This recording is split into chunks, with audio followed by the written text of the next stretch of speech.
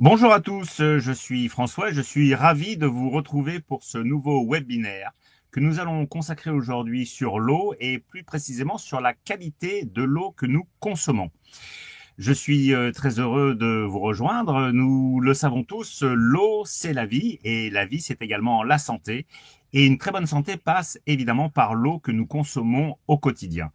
Aujourd'hui, nous allons recevoir un expert en la matière. Il est ingénieur de formation. Il s'appelle Grégoire Cotru et il est notamment le créateur de la société CEM Vivant qui propose tout un tas de règles très efficaces, notamment concernant la filtration de l'eau avec son système révolutionnaire, le NCD, mais nous en parlerons tout à l'heure. Grégoire, bonjour. Bonjour François. Ravi de vous accueillir aujourd'hui. Vous avez plein de choses extrêmement intéressantes à nous raconter, notamment sur la filtration de l'eau, mais nous allons Oui. en parler un moment avec vous. Alors, pour commencer, quelques petits rappels.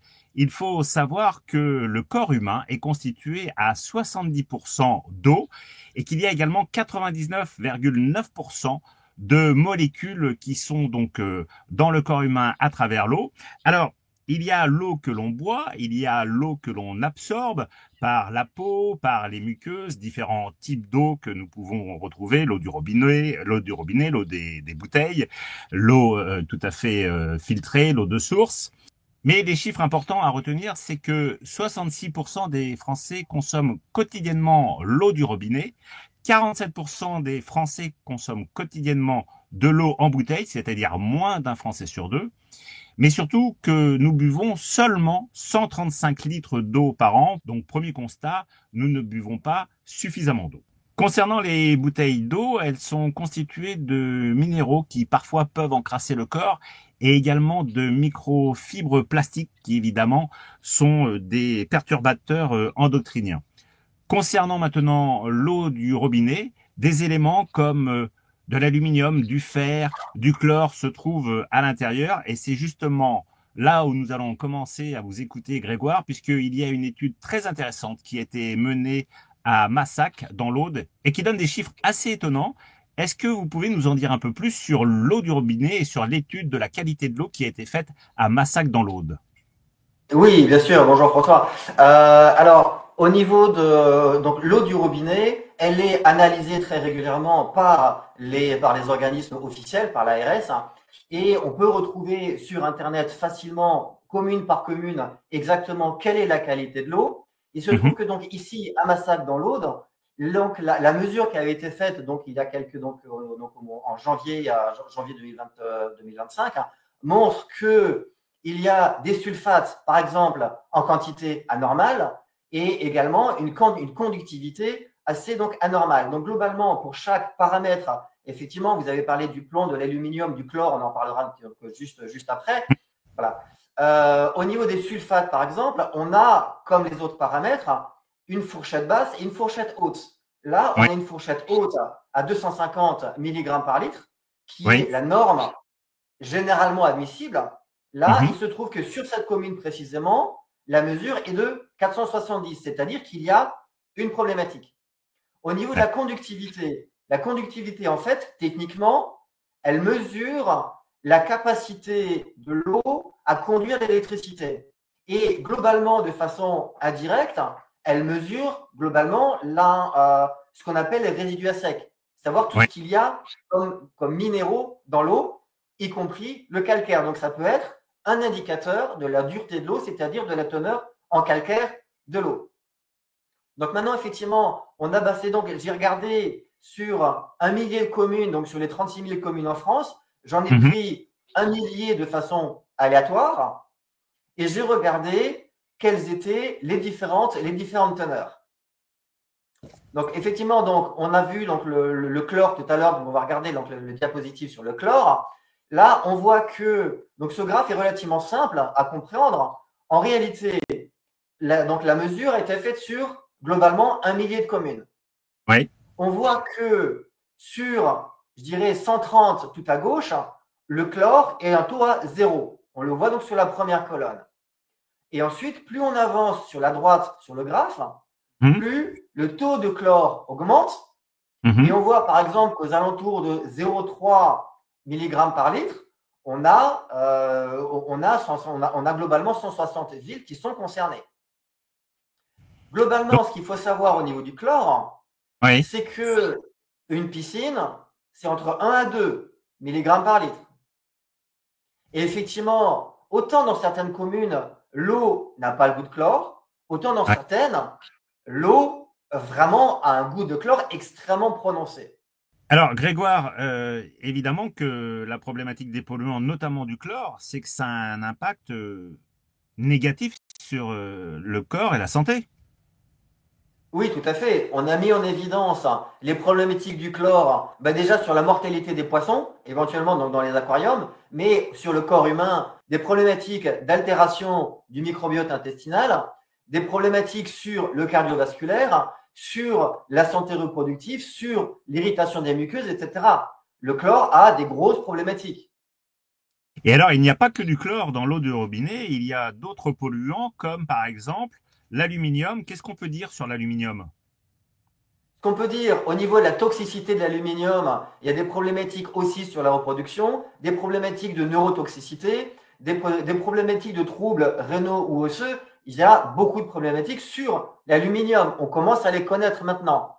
Là, ce qu'on remarque, c'est que dans certaines villes, il y a, dans beaucoup de villes, il y a de l'aluminium dans l'eau. Même si c'est un taux qui est faible, on garde et on retrouve des traces d'aluminium. D'accord. Et alors, s'il n'y avait que de l'aluminium et du chlore, ce serait encore possible, mais il y a encore d'autres polluants, comme par exemple le plomb. Alors, le plomb, j'imagine que c'est un des polluants le plus compliqué pour le corps humain, non? Oui, alors oui et non. Je dirais tous les toxiques ont des cibles biologiques particulières et en fonction de la sensibilité de l'organisme, donc les individus vont être plus ou moins sensibilisés à l'aluminium, au plomb et autres. Mais la problématique, c'est qu'on a mis en évidence qu'il y a différents toxiques dans l'eau et il va falloir trouver un moyen pour filtrer cette eau et pour donc nettoyer cette eau. Alors, ce qu'il faut remarquer, c'est que autant tout à l'heure, donc au niveau du chlore, par exemple, on avait on avait 1 millier de villes au total qui étaient réparties. Là, ce qu'on Mhm. voit, c'est que on voit très peu de communes qui ont annoncé le taux de plomb qu'il y a dans l'eau. Ça ne veut pas dire que les autres villes ont énormément de plomb et qu'on le cache, attention. Ça ne veut pas dire non plus qu'il n'y a pas de plomb ou autre, je ne sais pas. Il se trouve uniquement que sur les données officielles, on voit qu'il y a une vingtaine de villes sur 1 millier qui ont annoncé le taux de plomb dans l'eau. Donc la problématique du plomb, c'est au niveau des reins, au niveau du foie, au niveau neurologique, au niveau donc toxicité sur le cardiovasculaire, etc.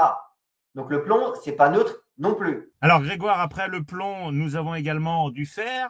Nous pourrions dire aussi un certain nombre de choses sur le fer. Et puis, il y a aussi les PFAS. Alors ça, c'est important d'en parler parce que les PFAS, qui sont aussi des polluants éternels, comme on les appelle, c'est assez particulier. Est-ce que, Grégoire, vous pouvez nous dire un mot sur les PFAS?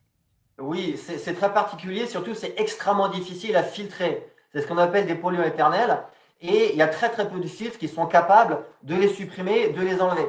Alors ce qu'il faut regarder aussi, c'est que là, on en a 4, 5, 6, on a 7 villes sur 1000 qui ont indiqué le taux de PFAS dans l'euro. C'est très très faible. D'accord. Alors, on peut considérer que ça veut dire qu'il y a très très peu de villes qui ont des PFAS et j'avoue que ça serait une très bonne idée. Ou alors, la majeure partie des villes refusent de dire quel est le taux de PFAS. Mais ce qu'il faut dire, c'est que donc, ce sont des polluants qui sont problématiques et pour le moment, très peu de filtres sont capables de les enlever. La problématique des PFAS, c'est sur la perturbation du système hormonal, c'est les problématiques sur le système immunitaire, etc. Alors, évidemment, on peut constater que ces différentes difficultés liées à la qualité de l'eau sont valables sur toute la France. D'ailleurs, la presse, qu'elle soit quotidienne, nationale, régionale, fait souvent l'écho de pesticides, d'une mauvaise eau, d'une qualité qui entraîne des risques sanitaires assez importants. On peut le constater. Ça peut aller de la gastro-entérite jusqu'aux ulcères, jusqu'au cancer. Alors, ce n'est pas en buvant un verre d'eau du robinet que vous allez évidemment créer, ne mettons pas de psychose, que vous allez vous créer un cancer. Mais force est de constater, et nous l'avons vu jusqu'à présent, que ce soit l'eau en bouteille ou l'eau du robinet, il y a une qualité d'eau qui laisse un peu à désirer. Et la question qu'on peut se poser, que je vous pose, Grégoire, c'est quelles sont les solutions pour améliorer cette qualité d'eau? On sait qu'il y a évidemment la filtration de l'eau. Quels sont les systèmes qui existent en termes de filtration d'eau? Alors, un niveau de filtration d'eau, on filtre l'eau depuis très très longtemps, évidemment. Le premier système, je dirais, basique de filtration d'eau, c'est ce qu'on appelle le tamis. Le tamis, c'est extrêmement simple. C'est un grillage, c'est un maillage. Et c'est très simple, c'est-à-dire que si les particules sont plus grosses que les mailles du tamis, les particules sont arrêtées. Si les particules sont plus petites, elles passent. Le filtre à café, c'est un exemple typique de tamis avec des grosses mailles où la matière solide va être arrêtée, mais la matière liquide va passer. L'avantage des filtres avec des grosses mailles, c'est qu'on a un bon débit. La problématique, c'est que les particules relativement grosses peuvent passer, c'est-à-dire qu'il va falloir trouver un juste milieu entre quelle est la taille du filtre et la taille des particules. Donc ça, c'est le tamis avec des grosses mailles. On a également des filtrations, donc typiquement en céramique, où là, on a des très petites mailles. L'avantage des très petites mailles, c'est qu'on peut aller jusqu'à arrêter les bactéries.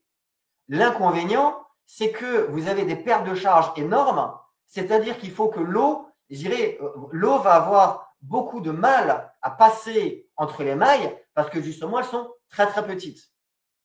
C'est-à-dire que le système de tamis, il est intéressant en premier lieu, mais il a des limites. C'est pour ça donc qu'il existe un autre système de filtration qu'on appelle l'adsorption. Adsorption, donc avec un D, c'est en réalité, c'est extrêmement intéressant. Ce sont les particules qui viennent d'elles-mêmes se piéger et donc elles vont être attirées, elles vont se coller contre le filtre. Et C'est alors là, typiquement. pardon de vous interrompre, là, il y a un système de charbon actif. Est-ce que vous pouvez nous expliquer exactement ce que c'est que ce système de charbon actif? Oui, tout à fait. Alors, le charbon actif, la zéolite, par exemple, ce sont des adsorbants qui sont extrêmement intéressants. C'est-à-dire que leur composition chimique fait en sorte que ce sont les contaminants qui viennent se dévier et se coller contre le filtre. On a même des systèmes qui existent et que vous connaissez probablement. Ce sont des bâtonnets de charbon actif qu'on va mettre dans l'eau. Et également, il y en a qui mettent avec, de façon très efficace de l'argile dans l'eau. On mélange un petit peu. Et là, on est justement sur le côté adsorption, c'est-à-dire que ce sont les contaminants qui viennent d'eux-mêmes venir se piéger, se coller contre le charbon actif. Alors, c'est extrêmement intéressant, mais par contre, il faut avoir un petit peu de temps parce que vous mettez un charbon et vous allez boire l'eau le lendemain. Ah, Si vous avez soif, si vous êtes dans l'urgence, c'est peut-être pas la meilleure des solutions. C'est pour ça alors, qu'on a des cartouches de filtre où là, oui. clairement, on va forcer l'eau à passer dans le filtre de charbon actif. C'est aussi une des solutions. Donc, la deuxième partie, le deuxième principe de filtration, c'est le charbon actif ou la zéolite, donc le côté adsorption, où ce sont les contaminants qui viennent d'eux-mêmes se coller, limite quelle que soit la taille de la particule. Ok, donc la problématique de ces filtres-là, c'est que les bactéries, il y a deux possibilités. Soit elles sont inhibées, soit elles ne sont pas inhibées. Si elles sont pas inhibées, il va se passer quoi? Elles vont être retenues dans le filtre.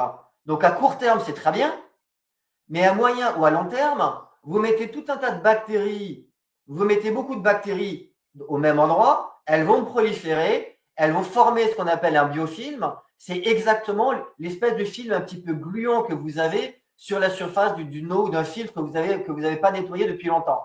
Ça, c'est ce qu'on appelle le biofilm.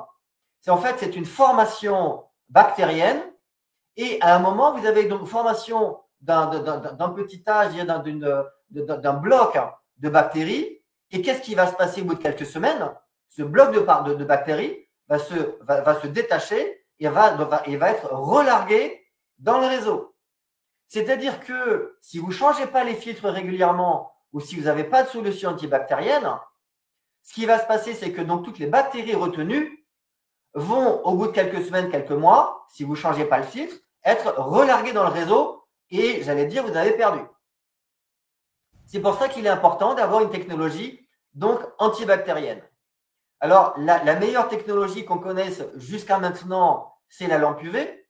C'est-à-dire que les ultraviolets vont altérer l'ADN des virus et des bactéries, c'est-à-dire qu'elles ne vont pas les supprimer, mais par contre, elles vont empêcher que les virus et les bactéries puissent se reproduire. Et ça, c'est extrêmement intéressant.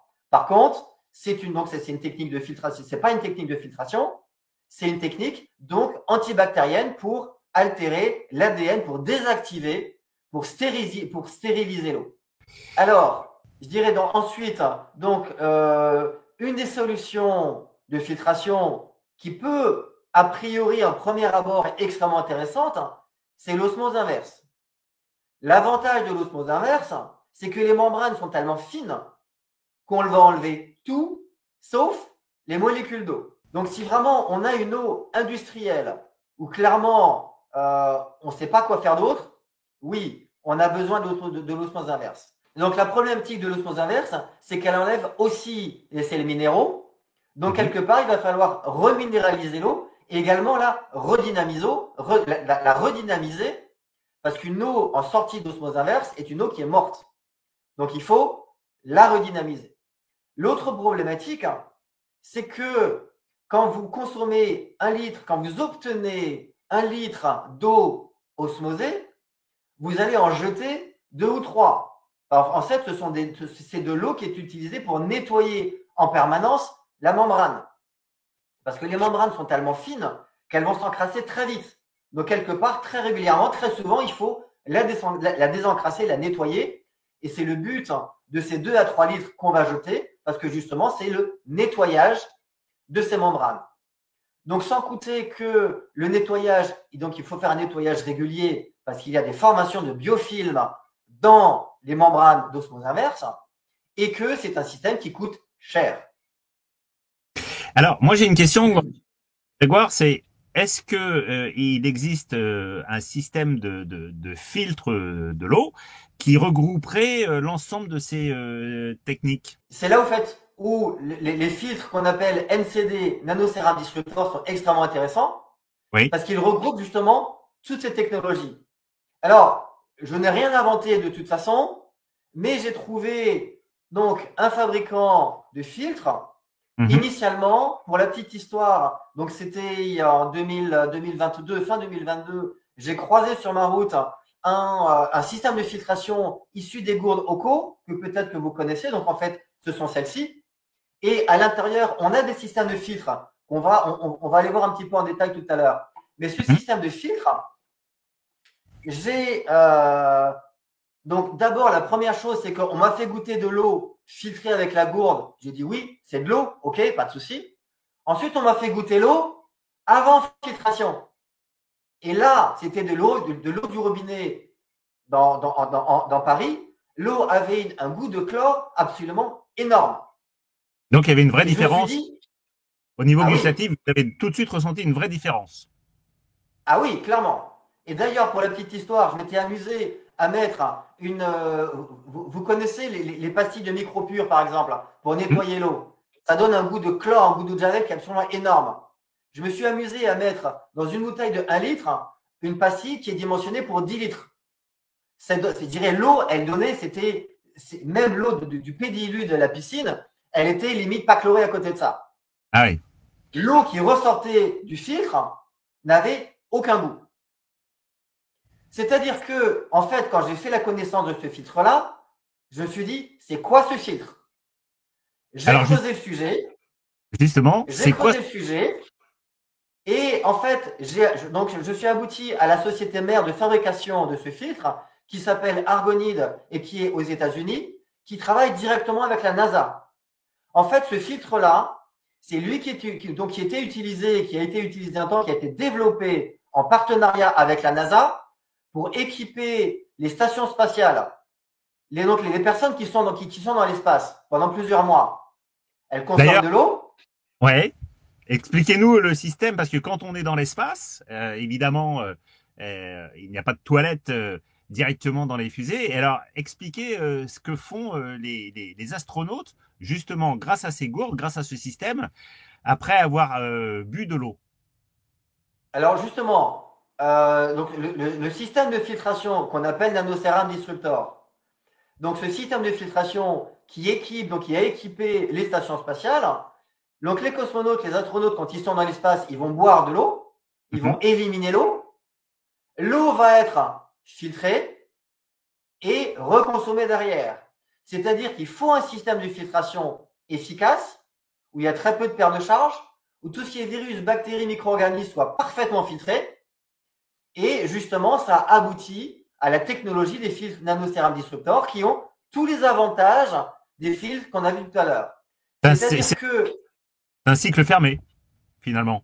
On peut avec la goutte, boire de l'eau, l'éliminer naturellement, elle est de nouveau filtrée, les impuretés sont écartées, et on peut reboire de l'eau filtrée, et ainsi de suite. C'est ça? voilà, c'est ça. Alors, pour les astronautes, c'est évidemment pas une gourde qu'ils ont. Je dirais que c'est des Oui. systèmes qui sont beaucoup plus complexes. Mais globalement, le système, le média filtrant, c'est le même. Alors, si on veut rentrer dans les détails de ce média filtrant, on a d'abord un grillage, je dirais une partie mécanique, où on a un grillage globalement à 2 microns. 2 microns, c'est gros. C'est-à-dire qu'on a très peu de paires de charge. On a vraiment un très bon débit. Ça, c'est la première partie, donc filtration mécanique à 2 microns. La deuxième partie, on a dedans de la poudre de charbon actif qui va justement, qui va enlever le goût et les mauvaises odeurs. Ça, c'est le principe du charbon actif. On a dedans également des ions antibactériens, c'est-à-dire qu'il n'y a pas de prolifération bactérienne à l'intérieur de ce filtre.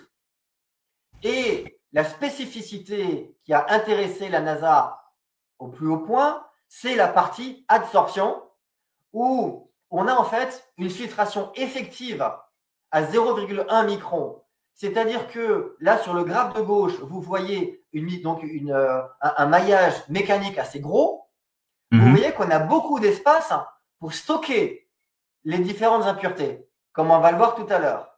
Alors que si on prend un tamis extrêmement serré, sans parler des charges, vous mettez quelques impuretés et le tamis il est complètement saturé.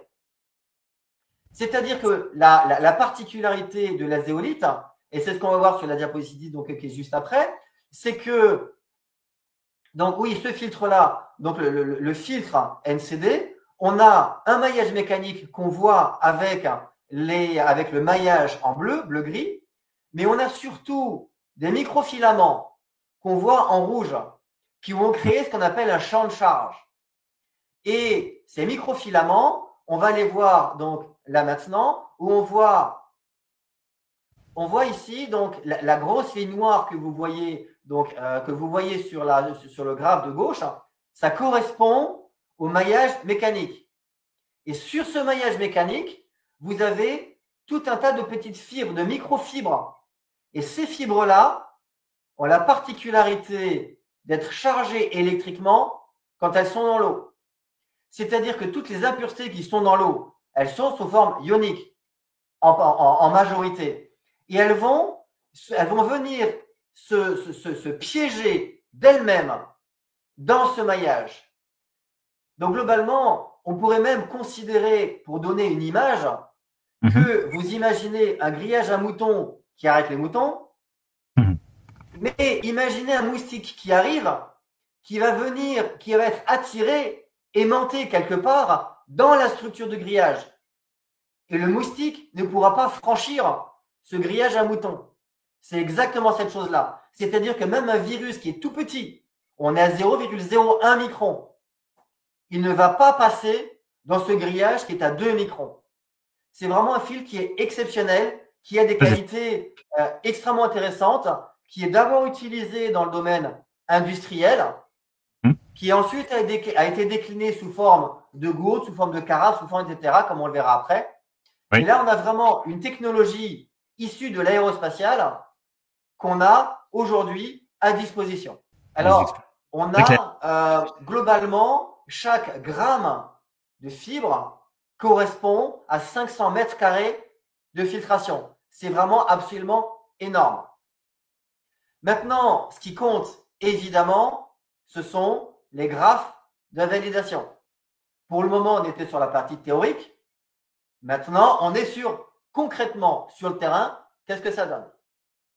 Donc, j'ai parlé tout à l'heure de cette eau de piscine, du pédiluve qui était extrêmement chargé avec ses pastilles de micropure, qui ressort propre. Et là, on le voit concrètement.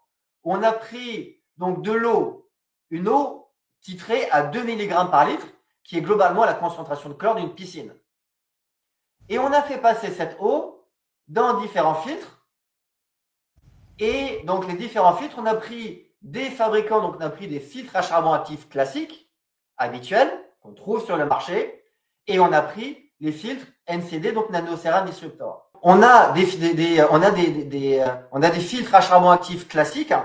Ce qu'on constate, c'est qu'ils filtrent effectivement un petit peu. Globalement, pour le meilleur, on va enlever les 3/4 du chlore, mais très rapidement, le filtre, il est saturé, c'est-à-dire que le chlore n'est plus filtré.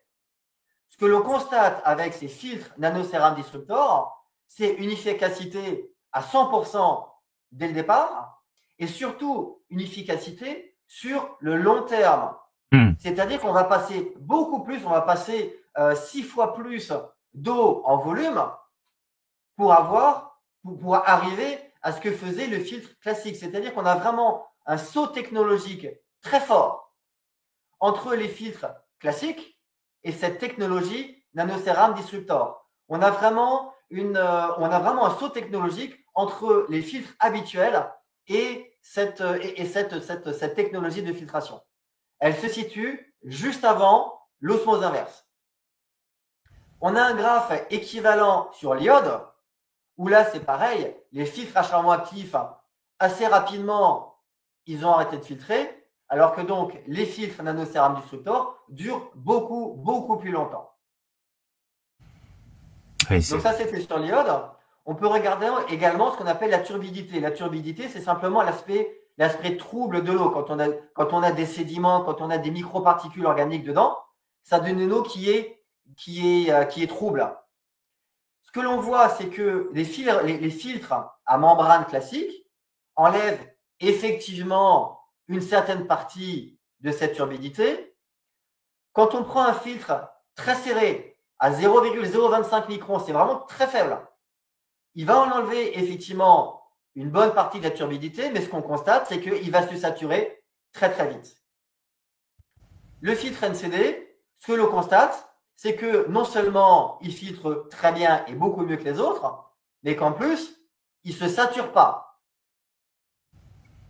En réalité, donc ça c'est un graphe qu'on va voir un petit peu plus tard, il est 400 fois plus efficace que les filtres à membrane classiques pour tout ce qui est turbidité. Donc vraiment, c'est une technologie qui est fondamentale. Et si vous vous souvenez du petit graphe qu'il y avait tout à l'heure, on a beaucoup de place pour stocker les impuretés. Et c'est là où on voit le résultat. C'est-à-dire qu'on a effectivement beaucoup d'impuretés qui sont retenues dans ce filtre. Si je fais l'expérience avec de l'eau boueuse que je filtre, mon eau, elle va être beaucoup plus claire au final. C'est ça que vous êtes en train de me dire? Elle va réussir à filtrer tellement que je vais retrouver une eau quasi limpide? Pas quasi limpide, limpide. D'accord. Ah oui. On a fait le test et j'ai refait personnellement le test aussi avec une eau terreuse, bien terreuse, bien chargée, bien rouge. L'eau ressort transparente. Ah oui. Ce qui est intéressant, alors je ne vous incite pas à le faire, mais on a fait la même chose avec du coca, avec un cola, pardon, avec une eau gazeuse, un petit peu marron que tout le monde connaît. L'eau ressort transparente. Ça ne veut pas dire qu'on a transformé cette boisson gazeuse en eau, c'est pas vrai. Mais ça veut dire qu'on a enlevé tout ce qui est colorant. Ce qui est intéressant, c'est que le liquide qui ressort a le même goût qu'un cola qui est passé 3 semaines sur la table du salon, donc complètement éventé, où il n'y a pas de goût, il n'y a plus de bulles, il n'y a plus grand-chose. On va retrouver le goût sucré parce que ces filtres-là n'enlèvent pas les sels minéraux. Les sels minéraux sont conservés par cette technique de filtration. Quelque part, on prend de l'eau de mer, on va retrouver de l'eau de mer propre. Mais ça veut dire que par exemple sur le coca, les colorants sont considérés comme des impuretés? Oui, c'est ça. C'est-à-dire que les colorants des différentes boissons gazeuses sont retenus dans le filtre. Très bien. Par contre, attention à une chose, le filtre, donc les impuretés vont rester collées dans le filtre. C'est-à-dire que vous allez le faire une fois. Après, votre filtre, il est mort. Ouais. C'est pas fait pour, si vous voulez. C'est-à-dire que si techniquement, vous êtes au fond de l'Amazonie, vous n'avez pas d'eau, vous avez ça, vous avez ce type de gourde par exemple, vous prenez l'eau, elle ressort dénuée, donc il n'y a plus de bactéries dedans, et il n'y a plus de sédiments. On ressort de l'eau potable. Vous faites un test dans une eau qui est boueuse, dans une flaque d'eau par exemple, même si vous avez un chien qui est passé avant, c'est pas grave. Tout ce qui est virus, bactéries, parasites, c'est supprimé. Donc, dans les randonnées, ce genre de filtration, c'est extrêmement intéressant. Ça peut sauver. Vous prenez de l'eau n'importe où et vous la consommez et vous ne serez pas malade. C'est une très bonne information. Effectivement, c'est une technologie qui est réellement extrêmement intéressante. Parce que les différentes pailles qu'on trouve sur le marché de filtration d'eau, là, on est vraiment dans le domaine limite survivaliste. Mais ça marche aussi dans ce domaine survivaliste. On a effectivement des systèmes de paille. Mais par contre, il faut aspirer vraiment très très fort pour réussir à avoir un petit peu d'eau. L'avantage de ce type de filtre, c'est qu'on a un très bon débit. On a une filtration mécanique à 2 microns, mais une filtration équivalente à 0,1 micron.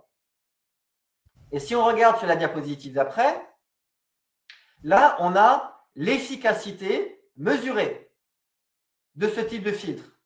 On voit que les bactéries, on est à 99,99999%, c'est énorme. Les virus, c'est pareil, 99,99. Donc, c'est-à-dire que quand on a une eau, je dirais une eau naturelle, on va enlever quasiment toutes les bactéries. On va laisser une bactérie sur 1 million.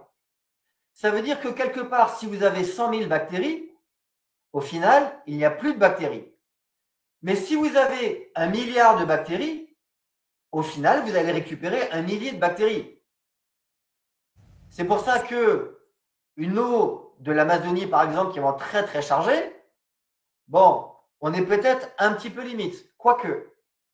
Mais une eau classique dans le lac qui est à côté, dans la rivière qui est à côté, vous pouvez y aller sans aucun problème. Donc au niveau de la station spatiale, quand ils ont besoin d'enlever tout ce qui est virus, bactéries, les chiffres sont là, le filtre est efficace.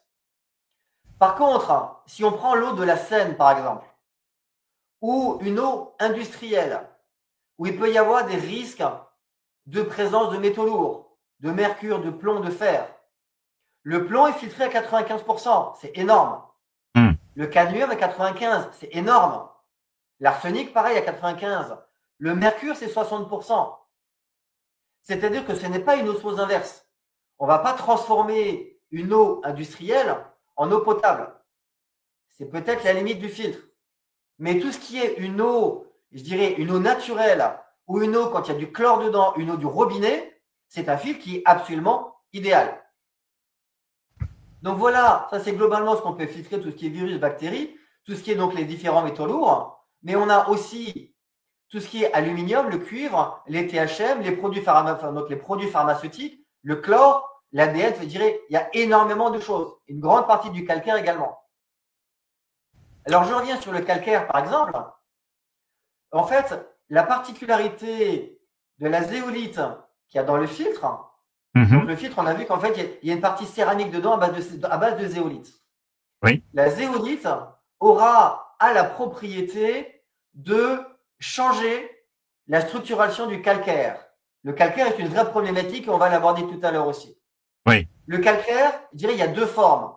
Il y a la forme calcite qui est une forme de cristaux qui va s'incruster, qui va boucher les canalisations. Et vous avez une forme aragonite qui est plus une forme de poudre qu'on va enlever, qui n'incruste pas. La zéolite a la caractéristique de pouvoir changer la structuration du calcaire, c'est-à-dire qu'il ne sera plus incrustant. Donc là, Là, la démonstration sur cette diapositive est effarante, mais dans le bon sens du terme, parce que véritablement, là, les chiffres que vous nous indiquez c'est quasi magique. Magique, non, on n'est pas sur de la magie. On est sur, je dirais, la particularité, c'est ce qu'on disait, c'est la partie adsorption. C'est-à-dire Hmm. qu'on a des grosses mailles, donc un gros volume pour pouvoir stocker les contaminants. Et ça, c'est ce qu'on voit ici, dans ce que je disais tout à l'heure sur la poussière fine. Il y a des tests qui sont normés. Il s'appelle test A2 poussière fine. C'est son petit Mhm. nom. En fait, on a une eau qui est chargée en poussière. Et sur ce test-là, on a pris différents diamètres. On a pris différents filtres avec les mêmes diamètres, les mêmes propriétés, tout ce qui va bien, enfin les mêmes caractéristiques physiques. Et on a fait passer dedans une eau chargée en poussière jusqu'à ce que le filtre soit saturé. Et on a simplement mesuré la masse du filtre avant et après. Ce qui fait qu'au final, on connaît la différence, c'est-à-dire la masse des impuretés retenues. Ce qu'on constate, c'est qu'un filtre à membrane, on est à 0,2, alors qu'un filtre nanocérame disruptor, on est à 89. C'est-à-dire que, ce que je disais tout à l'heure, on a donc ce type de filtre est entre 20 et 400 fois plus efficace que le filtre classique pour retenir les impuretés. Alors, on a fait des tests également dans l'eau. Donc, ça, c'est un test en direct dans Avec un les gourdes. lac avec les gourdes. Et les gourdes, c'est celle-ci. C'est les mêmes. Je dirais c'est le même type de filtre. On va regarder ça tout à l'heure. Mais c'est les mêmes types de filtres. C'est-à-dire que on va prendre de l'eau d'une rivière, d'un lac, d'un étang. Mhm. Avant filtration, elle est verdâtre. C'est normal. Après filtration, elle est transparente. Ça, c'est pour répondre à votre question de tout à l'heure. Ouais. Mais ce qui est intéressant aussi, c'est que les bactéries ont été supprimées. Donc là, ce qu'on voit, on a fait une mesure de l'eau. Avant, c'était l'eau verte, et après, ce sont évidemment les mêmes unités. Il n'y a plus de bactéries. C'est-à-dire que quand on affirme qu'on peut boire l'eau des lacs avec ce type de filtration, C'est vrai. on le démontre avec, avec les chiffres précédents où on a donc les 99,999% des bactéries qui sont supprimées. Et sur le terrain, directement ici, on constate que effectivement, il n'y a plus de bactéries. Donc tous les randonneurs, tous les passionnés de trek, tous ceux qui aiment les balades en forêt et en montagne ont intérêt à partir avec cette gourde car ils savent que quoi qu'il en soit, ils pourront toujours trouver de l'eau pure, quel que soit l'élément naturel dans lequel, le décor naturel dans lequel ils se trouvent.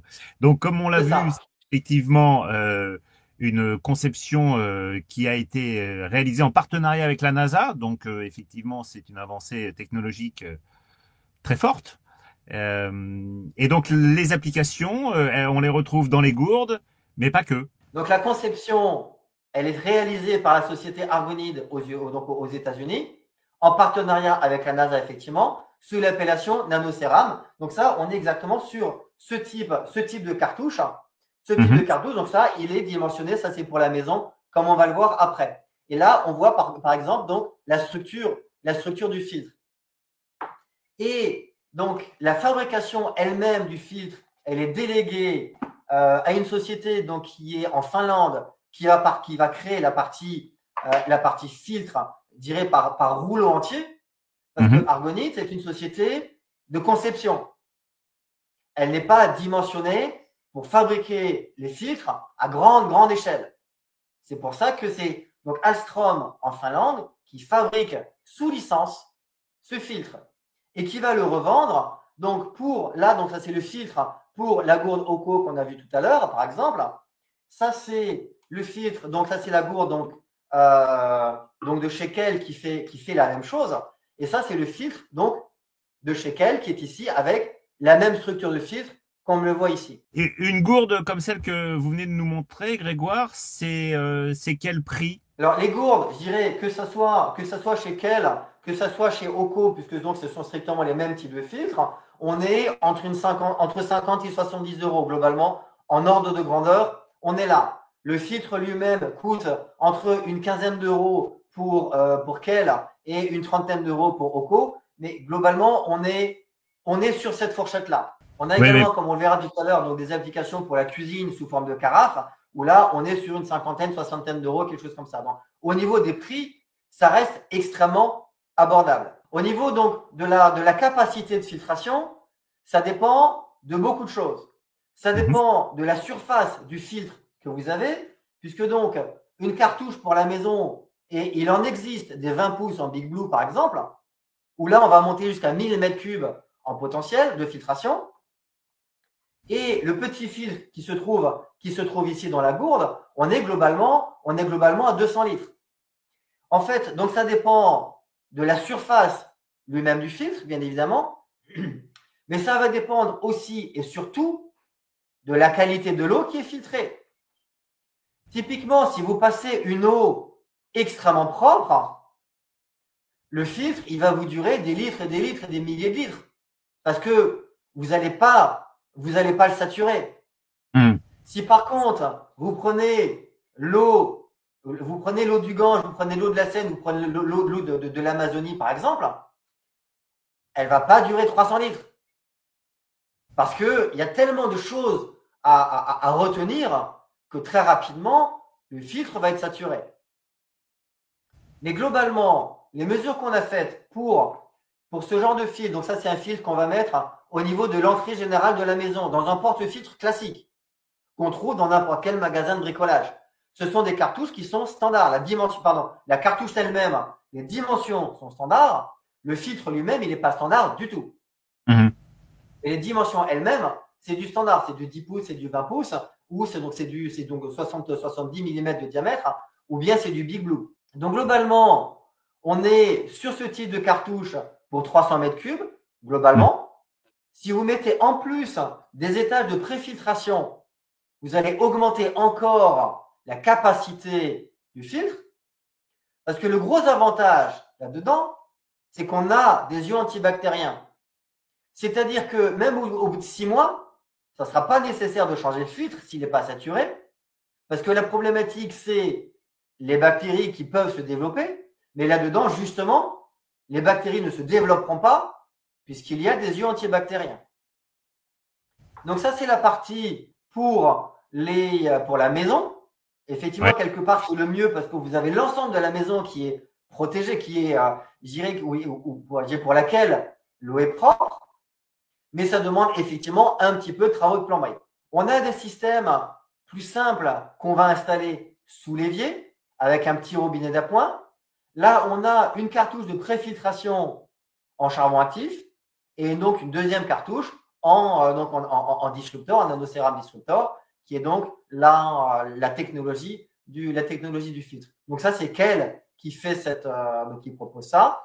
On a une petite fontaine à poser sur l'évier. Alors sur l'évier, vous avez donc il y a toujours, je dirais, sur le col de cygne du robinet de l'évier, vous mettez simplement une petite vanne 3 voies, exactement comme celle-ci, et Mhm. vous avez donc deux possibilités. Soit la vanne, elle est verticale et l'eau va couler tout droit. Ça, c'est typiquement si on ne veut pas d'eau filtrée. Et si on veut une eau filtrée, vous avez le petit robinet qu'on met ici en horizontal. Et l'eau, elle va couler par l'orifice qui est ici, Mhm. qui va aller ensuite directement dans les étages de filtration et ressortir par le robinet de la fontaine tranquillement. Et vous avez de l'eau en permanence sur l'évier de la cuisine. Cette fontaine, elle est à quel prix? La fontaine, elle est globalement aux alentours un petit peu entre 200 et 250 euros. Ça dépend des modèles. Mais globalement, l'ordre de grandeur, il est là. Pour 3000 litres, ça reste quelque chose d'extrêmement intéressant. Pour avoir une eau pure directement issue du robinet. Voilà. Alors, le système le mieux, je dirais, le plus simple pour la cuisine, c'est le système de carafe. Le système de carafe, le principe est extrêmement simple.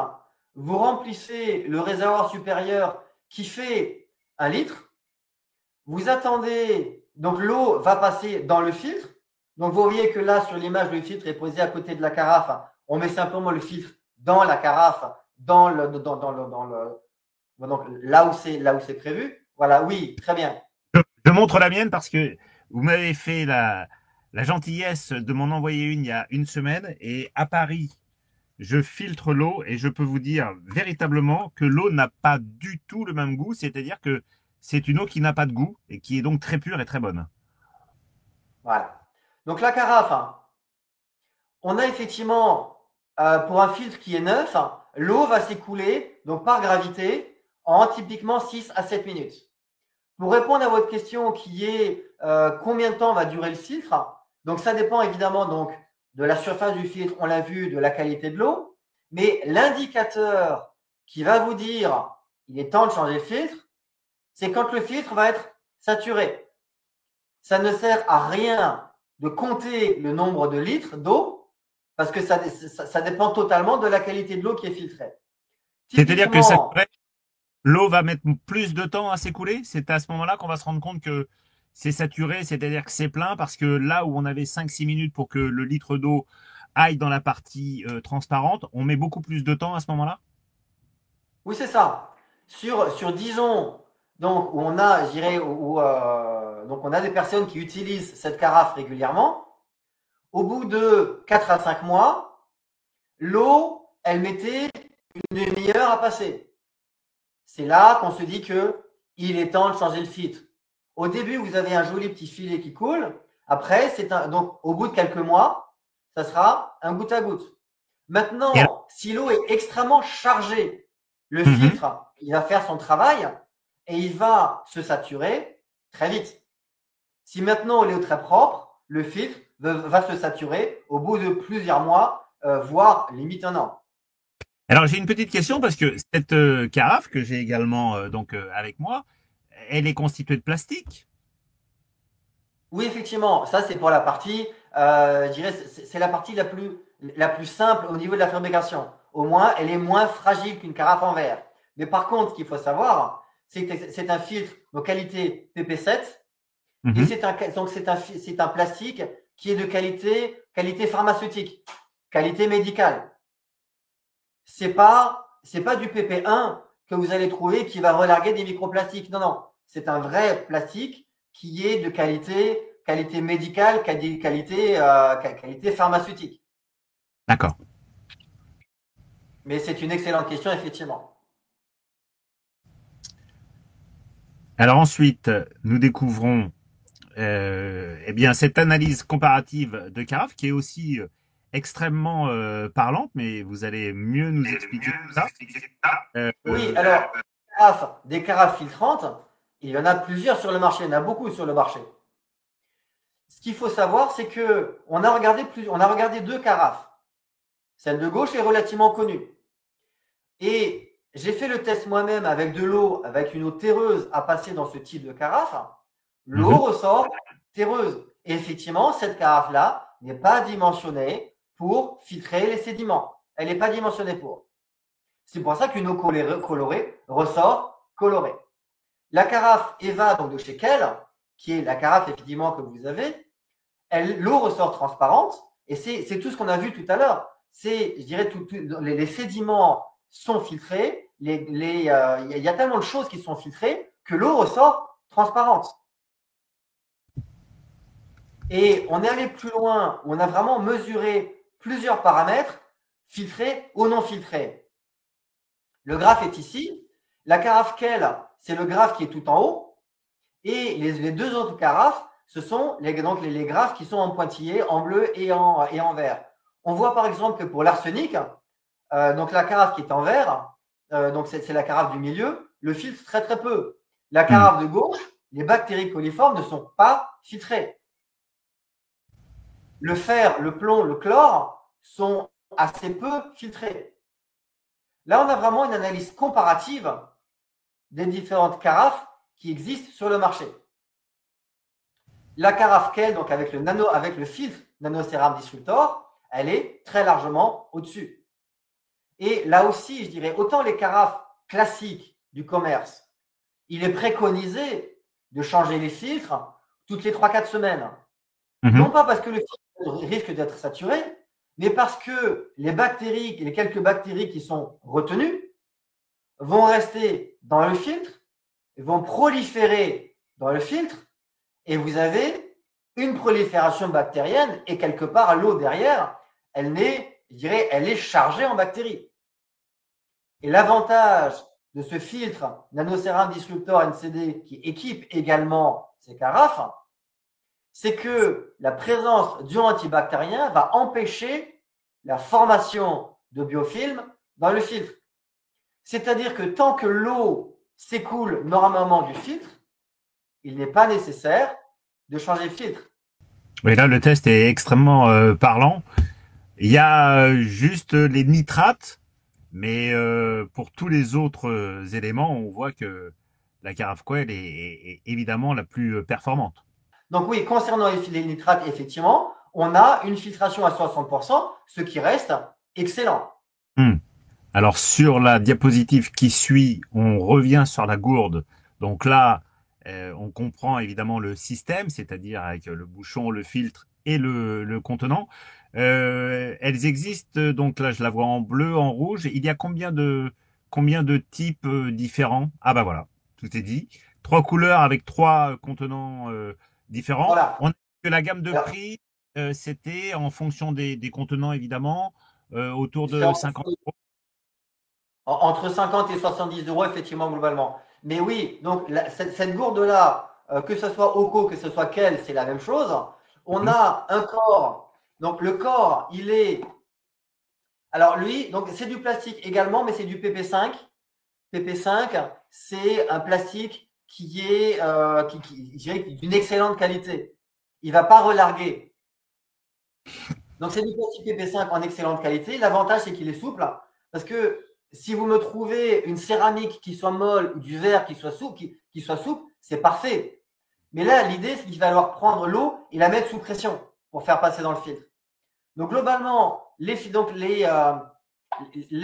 gourdes, on a un corps en plastique, en PP5.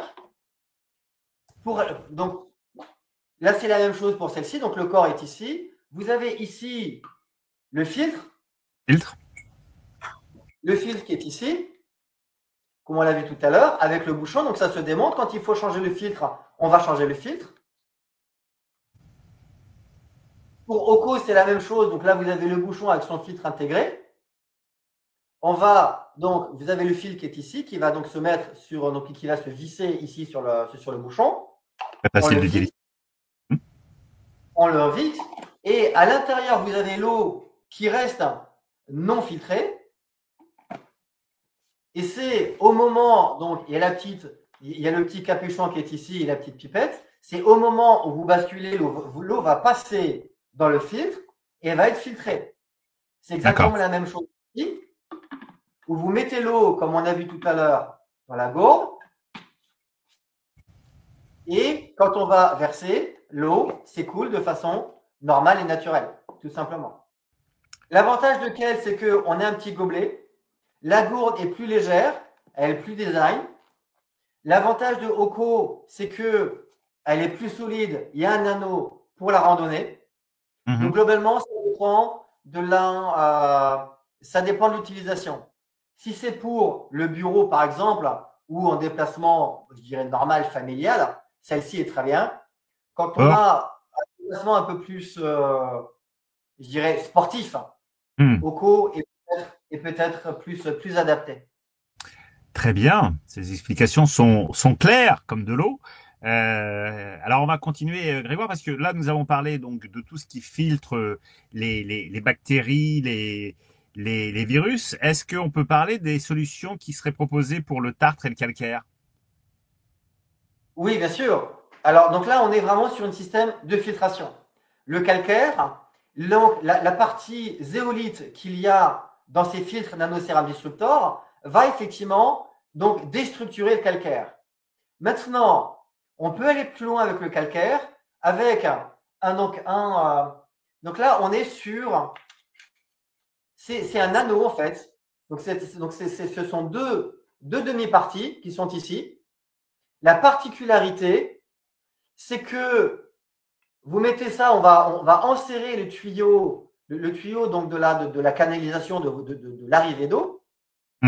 Et donc cet anneau va changer la structuration de l'eau et va permettre à l'eau de pouvoir dissoudre facilement le calcaire.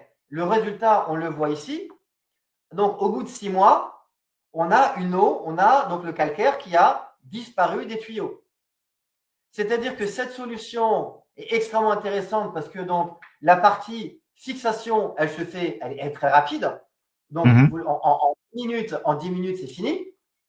Il n'y a pas besoin de couper le réseau. Il n'y a pas de maintenance.